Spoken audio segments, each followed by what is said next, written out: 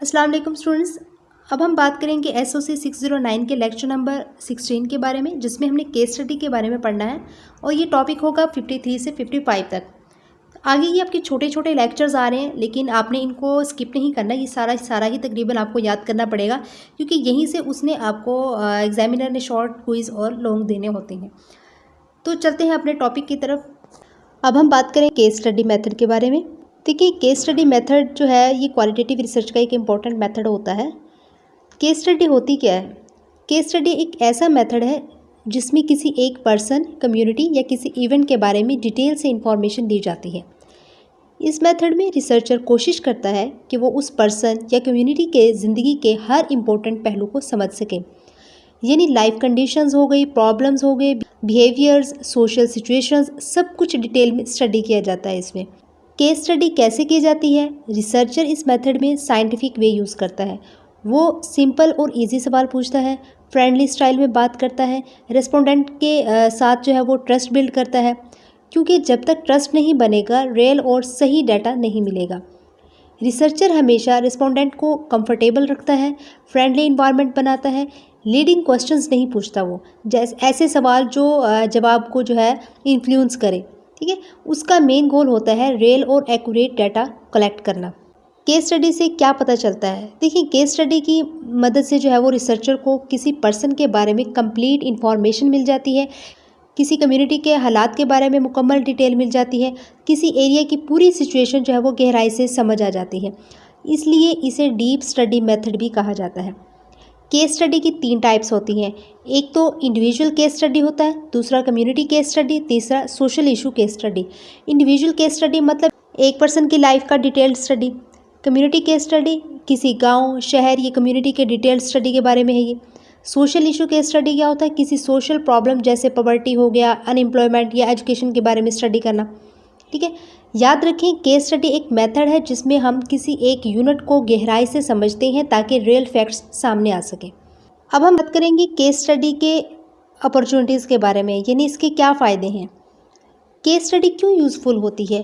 Case study method बहुत helpful होता है क्योंकि ये हमें किसी पर्सन, कम्युनिटी या सोशल इशू के बारे में बहुत डिटेल्ड और कंप्लीट इन्फॉर्मेशन देता है। यानी हमें सिर्फ ऊपर ऊपर की इन्फो नहीं मिलती, बल्कि डीप अंडरस्टैंडिंग मिलती है इससे। केस स्टडी डिटेल डिस्क्रिप्शन देती है जिससे जो है वो रिसर्चर एक स्ट्रॉन्ग स्टोरी या नैरेटिव बना सकता है। इसका मतलब है कि रिसर्चर किसी इशू को पूरी कहानी की तरह समझ सकता है।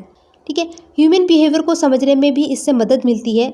यानी केस स्टडी से हमें ह्यूमन बिहेवियर की कॉम्प्लेक्सिटी और सोशल इश्यूज़ की कॉम्प्लेक्सिटी और कल्चर का इम्पैक्ट गहराई से समझ आ जाता है, क्योंकि इंसान का बिहेवियर सिंपल नहीं होता, उसमें बहुत सारे जो है वो फैक्टर्स का रोल होता है। क्लियर? थ्योरी बनाने में भी हमें इसमें जो है मदद मिलती है। वो कैसे? देखें, डिटेल डिस्क्रिप्शन रिसर्चर को थ्योरी बनाने में मदद देती है। यानी रिसर्चर जो डाटा कलेक्ट करता है उससे नए आइडियाज़ और थ्योरीज डेवलप कर सकता है। ठीक है, इसके बाद सिस्टमैटिक इन्वेस्टिगेशन, यानी केस स्टडी एक सिस्टमैटिक इन्वेस्टिगेशन होती है। इसका मतलब है कि रिसर्चर स्टेप बाय स्टेप और ऑर्गेनाइज तरीके से रिसर्च करता है और वो इंटरप्रेटिव अप्रोच यूज़ करता है। यानी डाटा को समझता है, इंटरप्रेट करता है और उसका जो है वो मीनिंग निकालता है। सोशल और कल्चरल अंडरस्टैंडिंग कैसे होती है इससे? देखिए, केस स्टडी मेथड बहुत ज़्यादा हेल्पफुल होता है सोशल अंडरस्टैंडिंग के लिए भी और कल्चरल अंडरस्टैंडिंग के लिए भी। यह हमें सोसाइटी और कल्चर को डीप लेवल पर समझने में हेल्प आउट करता है। सो याद रखिएगा कि केस स्टडी एक पावरफुल मेथड होता है जो हमें डीप, डिटेल्ड और मीनिंगफुल अंडरस्टैंडिंग देता है। क्लियर? अब हम बात करेंगे केस स्टडी लिमिटेशंस के बारे में, कि केस स्टडी मेथड की लिमिटेशंस यानी इसके नुकसानात के बारे में। हर रिसर्च मेथड की तरह केस स्टडी के भी कुछ प्रॉब्लम्स होते हैं। साइंटिफिक रिगर की कमी होती है इसमें। यानी सबसे पहली लिमिटेशंस ये है कि केस स्टडी में साइंटिफिक रिगर कम होता है। इसका मतलब है इस मेथड को कभी कभी जो है वो लोग कम साइंटिफिक समझते हैं, क्योंकि ये ज़्यादातर डीप इंटरव्यूज़ और ऑब्जर्वेशंस पर डिपेंड करता है। दूसरी बात, टाइम कंज्यूमिंग और एक्सपेंसिव होता है ये। यानी केस स्टडी बहुत टाइम लेती है, बहुत महंगी भी हो सकती है, क्योंकि रिसर्चर को रेस्पोंडेंट तक जो है वो पहुंचना होता है। अब ज़रूरी नहीं रेस्पोंडेंट जो है वो हमारे इर्द गिर्द हो, बहुत दूर दूर भी हो सकता है। सो कम्युनिटी तक एक्सेस लेना, इन सब चीज़ों में टाइम और रिसोर्सेज लगते हैं। ज़ाहिर बात है, ट्रैवलिंग करनी पड़ती है, पेट्रोल खर्च होता है, खाना पीने का भी सिस्टम होता है, तो सारे होता है। कभी कभी ऐसा भी होता है कि आप जिसका इंटरव्यू लेते हैं, यानी जो रेस्पोंडेंट होता है, उसको भी आपको कुछ पैसे वगैरह देने पड़ जाते हैं। ठीक है, कभी जो है वो बोरिंग भी हो सकती है हमें रिसर्च में, यानी सम टाइम ऐसा भी हो सकता है कि केस स्टडी बोरिंग हो सकती है। ये डिपेंड करता है कि किस चीज़ का स्टडी हो रहा है, किस यूनिट का एनालिसिस हो रहा है, ठीक है। यानी हमारी कोई डिसलाइकिंग हो और उसके बारे में हम रिसर्च कर रहे हो तो हम ऑटोमेटिकली बोर भी हो जाते हैं, ठीक है। इसके बाद जो है वो इंटरप्शन से फाइंडिंग गलत हो सकती है, यानी रिसर्च के दौरान अगर लोग इंटरफेयर करें या इंटरप्शंस हो जाएं तो रिसर्च के रिजल्ट्स जो है वो मिसलीड हो सकते हैं। प्राइवेसी मेंटेन करना मुश्किल होता है इसमें, मतलब कि केस स्टडी में रेस्पोंडेंट्स की प्राइवेसी मेंटेन करना टफ होता है और रियल लाइफ सेटिंग्स में रिसर्चर के लिए जो है वो न्यूट्रल रहना भी जो है वो डिफ़िकल्ट होता है।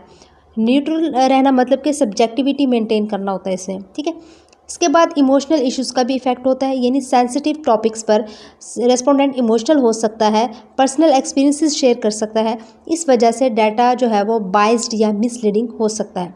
देन जो है वो पॉलिटिकल मोटिव्स का भी जो रिस्क होता है, यानी कुछ केस स्टडीज़ जो सोशल इश्यूज़ पर होती हैं उनमें पॉलिटिकल मोटिव्स भी हो सकती हैं, यानी रिसर्च कभी कभी जो है वो न्यूट्रल नहीं होती।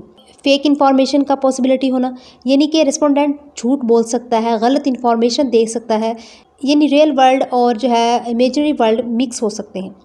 इसके बाद लिमिटेड जनरलाइजेबिलिटी होता है, यानी सबसे इंपॉर्टेंट लिमिटेशंस जो होती हैं, सबसे बड़ी लिमिटेशंस ये है कि केस स्टडी का रिजल्ट हर जगह अप्लाई नहीं होता, क्योंकि केस स्टडी सिर्फ एक पर्सन या एक कम्युनिटी पर होती है, इसलिए उसका रिजल्ट पूरी सोसाइटी पर अप्लाई नहीं किया जा सकता। सो याद रखिएगा, केस स्टडी डीप अंडरस्टैंडिंग देती है, लेकिन इसमें टाइम, कॉस्ट, बाइस और लिमिटेड जनरलाइजेशंस जैसी लिमिटेशंस भी होती हैं। क्लियर? यहाँ पे लेक्चर आपका 16 भी कंप्लीट हो जाता है। सो मिलते हैं नेक्स्ट लेक्चर में। Thank you so much and अल्लाह हाफिज़।